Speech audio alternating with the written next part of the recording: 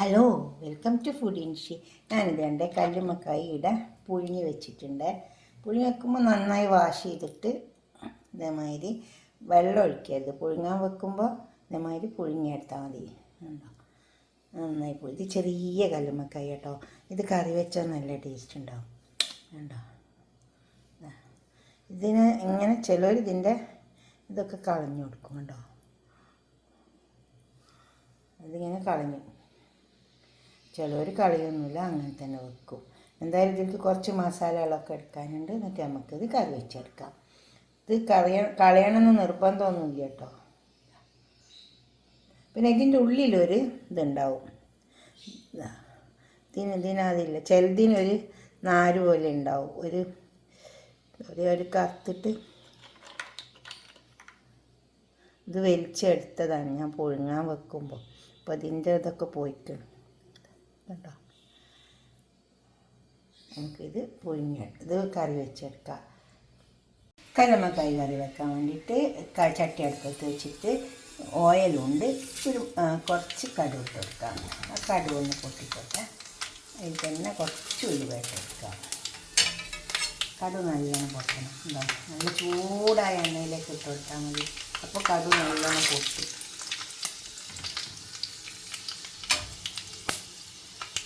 നല്ലോണം പൊട്ടി വന്നതിന് ശേഷം നമുക്ക് സവാള മുറിച്ചിട്ട് സവാളൊക്കെ മുത്ത് വന്ന് നമുക്കിതിലേക്ക് കുറച്ച് ഇഞ്ചി വെളുത്തുള്ളി ചതച്ചിട്ട് കൊടുത്തിട്ടുണ്ട്.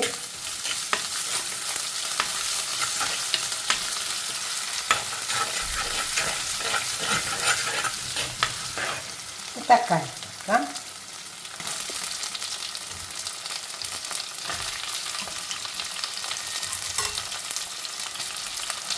ഉപ്പ് ഇട്ട് വെക്കാം.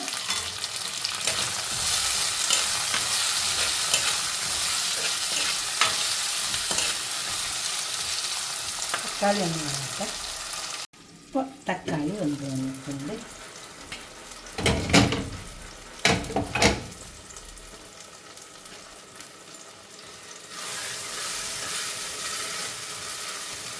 ഇതിലേക്ക് നമുക്ക് കുറച്ച് മസാല ചേർക്കാറുണ്ട്. മഞ്ഞൾ പൊടി, 1 ടേബിൾ സ്പൂൺ കാശ്മീരി മുളകിൻ്റെ പൊടി, 1 ടീസ്പൂൺ പെരുംജീരകത്തിൻ്റെ പൊടി, നന്നായി ചേർത്തിട്ട്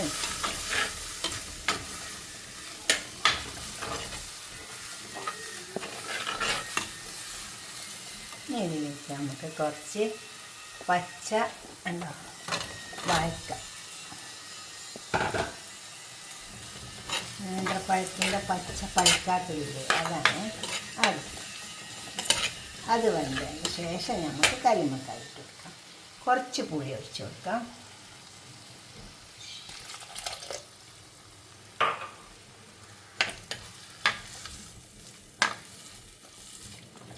കായ് വേവാനുള്ള വെള്ളം ഒഴിച്ച് കൊടുക്കാം. എന്നിട്ട് നമുക്ക്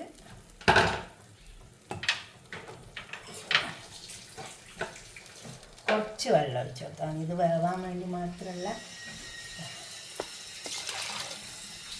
ഇത് വേവട്ടെ. നമുക്ക് മൂടി കൊടുക്കാം. ഇപ്പോൾ കായൊക്കെ വെന്ത് വന്നിട്ടുണ്ട്.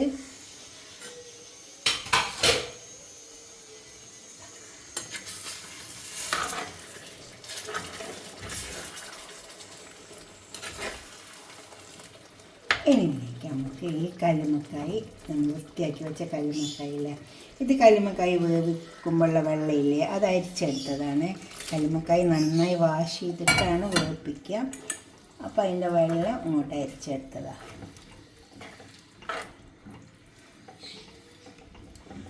ഈ കല്ലുമ്മക്കായിൻ്റെ ടേസ്റ്റെല്ലാം ഈ കറിയിലേക്ക് വന്നോട്ടെ.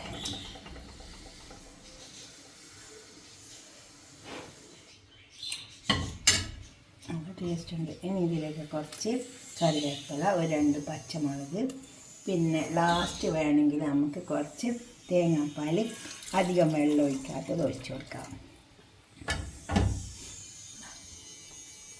നിർബന്ധമില്ല കേട്ടോ. പക്ഷേ എല്ലാം പാടെ നല്ലൊരു ടേസ്റ്റ് ഉണ്ടാവും.